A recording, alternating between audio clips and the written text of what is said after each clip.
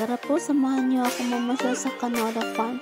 Talagang napakalawak ng taniman ng mga canola. Ang canola po pala ay ginagawang canola oil. Ito po yung mga halaman niya at talaga namang naglulunti ang yellow, ang kulay ng mga bulaklak na paganda pong tingnan. Napaka-presko po ng hangin at talaga namang namumutakti ang mga bulaklak po talaga. Sobrang ganda. Kaya hali kayo, samahan niyo ako at ikutin po natin yung canola farm po dito sa Australia.